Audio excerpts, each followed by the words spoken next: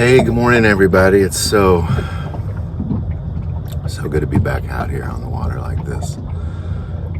It's a little, pretty kind of a strong current, so I'll see how I do about drifting towards shore, that kind of thing. I might have to move the boat, but we'll see how it goes for a while. Now, where we are is, when I was in New York, we were talking about Jesus being just left alone. Really, the disciples were left alone. He'd been betrayed. So much was going on in this moment. But we're going to pick it up where he gets betrayed. And this is kind of a significant moment. There's a lot to see here. So we're just going to pick it up where we left off, Matthew 26, starting with verse 47. And while he was still speaking, behold, Judas, one of the 12, the great multitude with swords and clubs, came from the chief priests and elders of the people. Now his betrayer had given them a sign, whomever I kiss, he is the one, seize him.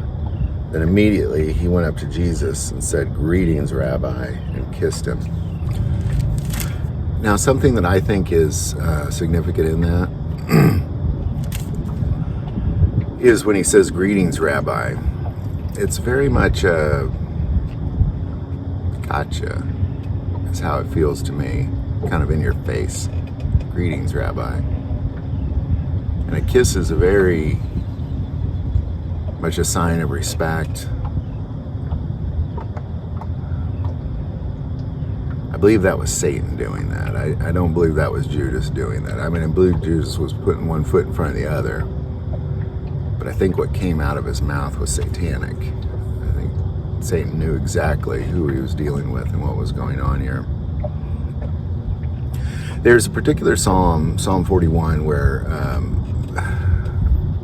might have something to do with this. This is written by David, who wrote the other one that had a lot to do with this that we talked about a few episodes ago. But I'm going to go Psalm 41, starting verse 5. "My enemies speak evil of me. When will he die, and his name perish? And if he comes to see me, he speaks vain words. His heart gathers iniquity to itself. When he goes out, he tells it. All who hate me whisper together against me. Against me they devise my hurt. An evil disease, they say, clings to him. And now that he lies down, he will rise up no more. Even my own familiar friend in whom I trusted, who ate my bread, has lifted up his heel against me."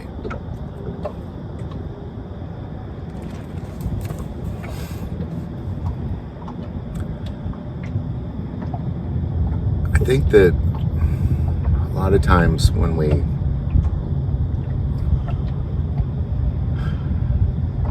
treat Jesus the way we treat him, I think as Christians we often love him and we talk about how much we love him and how much he's done for us. But the second something goes bad or it doesn't go our way, that's where the blame goes. That's where the blame turns. A lot of blame was being placed on Jesus in this moment. Satan was blaming him for his downfall and his inability to rise up to the throne of God. Judas was blaming him for not providing the financial means or the revolution that he thought he was going to provide.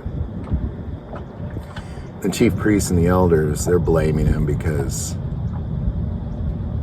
they're seeing themselves, they're seeing their own sin in the temple, they're seeing their own sin against God, and he's calling them on it. And what we often do as humans is when we've done something wrong and somebody points it out, we tend to be angry at that person.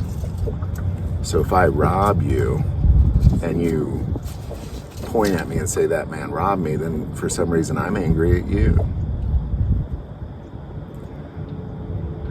Not remorseful. And that's human nature, and that's what's taking place here with the chief priests and the elders. And they show up with clubs and swords. He walks up to him and says, "Greetings, Rabbi," kisses him. I think we really need to kind of examine how we treat Jesus, because I think we take him for granted.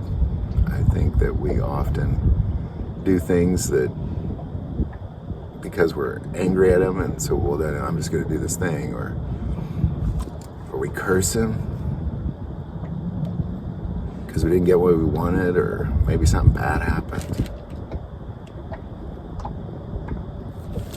And all these people is really, that's what they have against him. That's their charge, is they've been wronged in their heart. Like, God has wronged me. Somehow God has wronged me.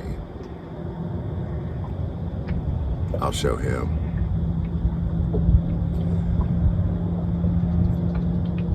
And I think we're all guilty of that. To be honest, I think we're really being honest. I think we're all guilty of blaming God and blaming Jesus for the things we do wrong and the mess we've made of our lives.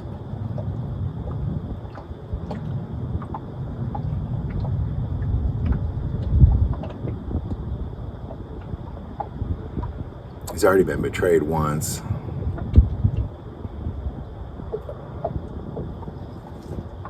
Maybe we need to kind of stop betraying him. Maybe the church needs to stop betraying him by turning his church into a carnival and a sideshow, money-making machine.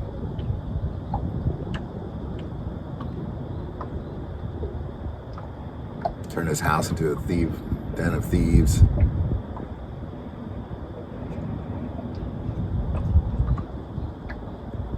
Blaming him for every time something goes wrong in the life that we have done to ourselves. When in reality, if we just followed his will and his way and his plan, none of those problems would have even happened at all in your life or my life. I think I'm so frustrated by that sometimes. It's my own stupidity. I look back and I look at all the things that went wrong in my life, and I think God had such a better plan for me than that. Such a better plan for me than that. And yet, I just ruin it, by doing my stupid stuff. Try not to anymore, though, as best I can. And I know I do. Be fool myself if I acted like I didn't. But I think most Christians don't really evaluate that piece. They don't take the time to evaluate in their life their stupid failures and how many times they blame God for it.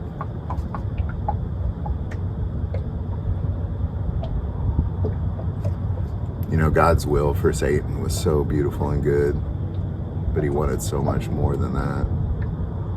He wanted to sit on the throne himself. If he just would have been the beautiful light that God had made him to be,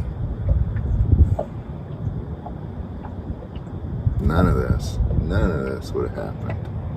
This evil world we live in that's broken and dying and corrupt. Jesus having to come here and be betrayed. None of that. And I think as Christians too, like that psalm, the reason I read it is because that it's a friend betraying him. As Christians, we got to remember that if you call him Lord, friend, it's a lot worse. It's a lot worse when a friend betrays you. When an enemy betrays you, it's terrible, but expected. When a friend betrays you, it hurts your heart and soul, and it makes you really question everybody in your life.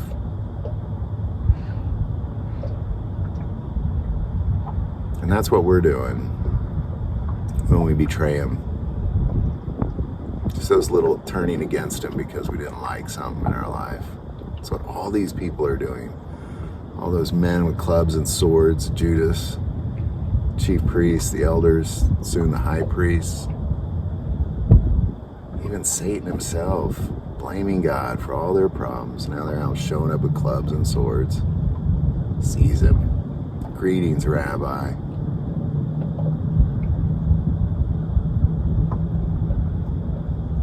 And I really do. I think we all have to examine how guilty of this we are ourselves. Very guilty of it. I know I am.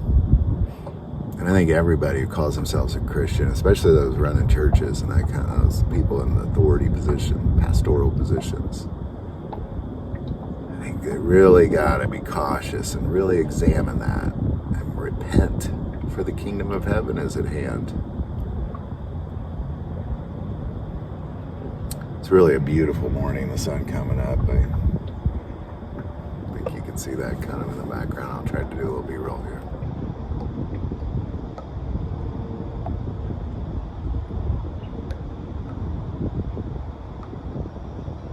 Let's try not to betray him anymore. Let's try that. Let's try to blame ourselves for our own problems. Try to get within his will and his way and his plan. Maybe we won't have these many problems. Judas would have stayed in his will. He would have had any of those problems. But somebody had to do it. It's prophesied. It's still evil. Evil. It's just another example of how God uses evil for his good. Probably the greatest example. Hope these videos are helping. If you like this video, click like and subscribe. If you feel called to support this channel with Patreon, that link is below. But the most important part of this channel is we take prayer requests, so please don't ever hesitate to send that in. Thank you for watching this episode of God, Family, and Guns. And as always, love God, love your family, love guns.